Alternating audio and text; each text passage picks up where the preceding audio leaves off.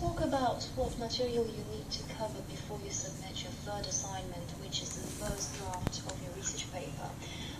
Before you submit the proposal, you need to listen to all lectures and complete all tasks, first of all from the sequences you had covered before submitting your proposal, and second of all from the following sequence. So you need to go to the sequence on abstracts, introductions, conclusions and outlines, so that you know very well what kind of information you have to include in these parts of your research paper, so that you know how to organize and how to write them.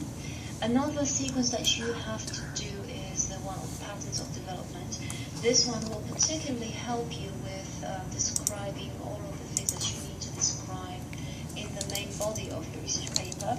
And of course it's going to be very useful in writing introductions. Another sequence you have to look at is incorporating evidence to support ideas, and this sequence is going to help you with including all the information that you read in books and journals and articles and newspapers before you even start writing your research paper. And this particular sequence is also going to help you with avoiding plagiarism, so that's very, very important for you.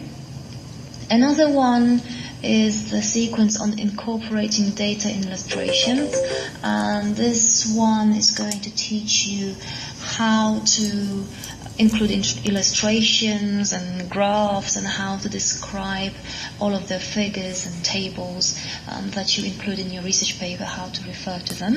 So everything that is connected to incorporating data and illustration is going to be there.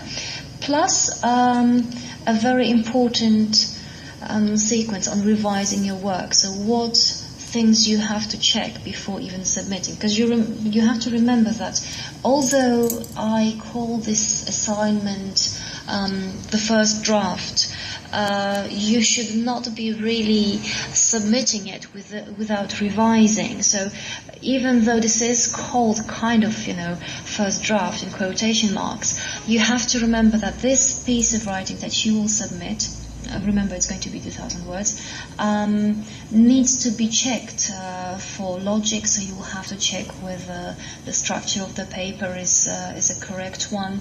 You will have to check the correctness of grammar and suitability of the vocabulary that you use. You will have to check this paper for spelling mistakes and typing mistakes.